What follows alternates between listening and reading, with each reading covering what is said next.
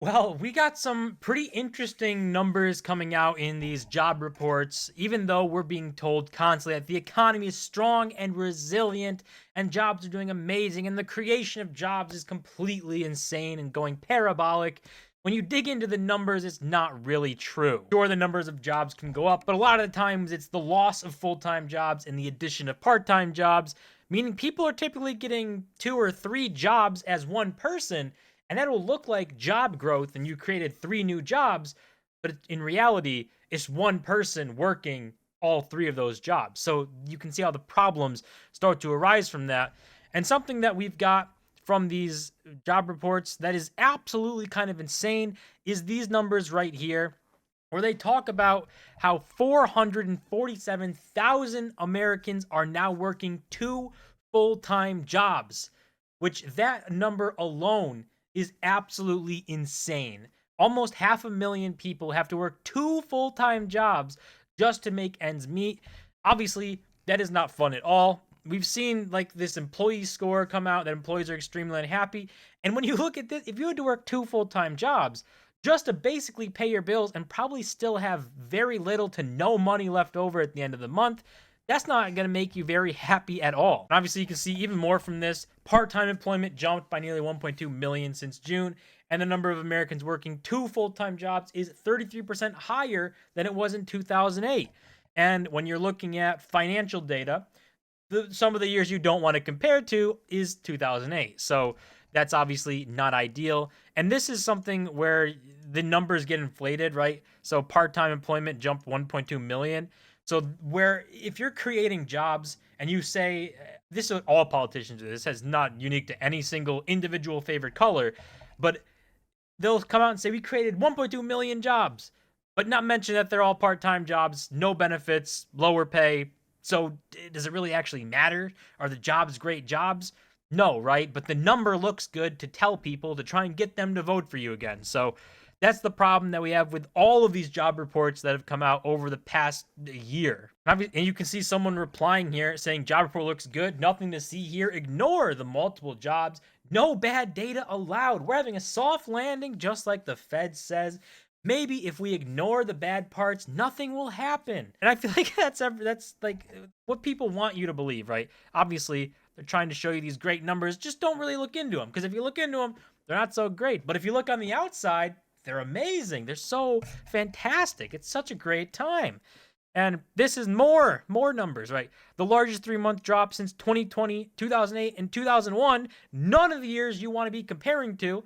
692,000 full-time jobs lost since June, which is obviously terrible, right? Losing full-time jobs, adding part-time ones is not good for people. That's no benefits, that's less pay, that's more stress. You're not going to be able to work one part-time job to replace your full-time job. You're going to need at least two, maybe three, some people are going on. So that's where you get the inflations of this job numbers and stuff, where they'll look good. They'll say we added this many jobs this month and it's so great.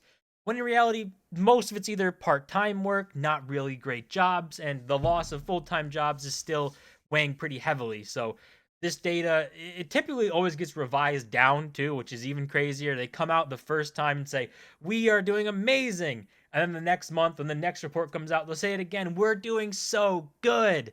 But then the revised numbers from the month before will come out and be like, well, it wasn't really that good, even on the fake numbers up front.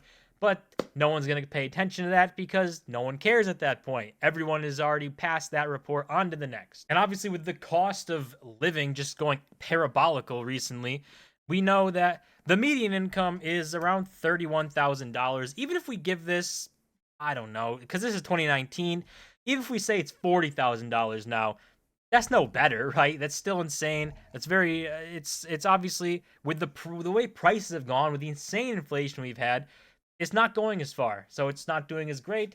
And even if that's the median income and you need to work two full-time jobs to try and get 80K to try and make ends meet, it's not good. That's not a strong economy. That's a dwindling one that's probably facing some pretty big problems in the near future. And this is something that I think more people are probably going to come over to the idea of, but I don't know, maybe not. But I would put Bitcoin in this conversation. Maybe people don't want to hear that. A lot of, obviously, there's the two extreme sides. Either you love Bitcoin or you hate Bitcoin. There's really no in between. It's either a giant Ponzi scam or the future of finance and the future of money. There's really no people in the in between. But I think this is what people should be doing. And I think they'll open their eyes and start to see this, to get into a money that's not debasable. Which Bitcoin, you cannot print more Bitcoin, right? It has a hard cap. It's decentralized. Everything about it is a savings technology that you can use over time to actually make or sustain your purchasing power, possibly grow it, but at bare minimum, sustain it, right? And that's what I think people are missing, because in this day and age, with this fiat currency, with the dollar and all fiat currencies, you cannot save any money. It's impossible.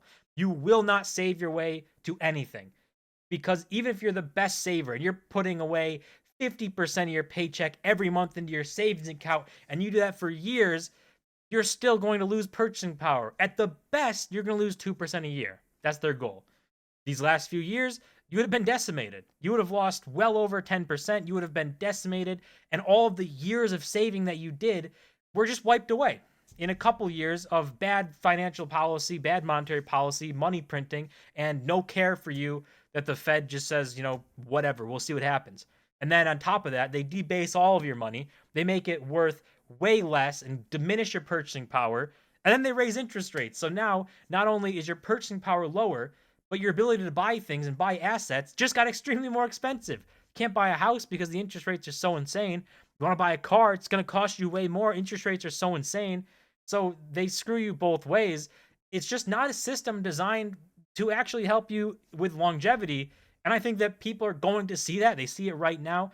Look at all the accounts on Twitter posting things of people talking about it. People are starting to see this is actually messed up. And I think the answer is Bitcoin, is a system like Bitcoin at bare minimum as a savings, right? If you can just put your money into there, a little bit of money, save something and use it to actually hold your purchasing power, possibly grow it over the next decade, instead of losing that simply because someone decided that 2% is enough to steal from you without actually letting you realize that you're being stolen from. So maybe people are coming around. Maybe Bitcoin will be something that people start to look to, because gold really isn't that. Like, it could be, hasn't really performed like that over the past few decades. It's been kind of lackluster. Bitcoin is something that I think can actually do something great in the future, and people are starting to come around to that. And with the times getting tougher, a quality asset is something that I think everyone is going to be trying to search for. That's going to do it for this video. As always, don't forget to smash the like button and subscribe, and I'll see you guys in my next video.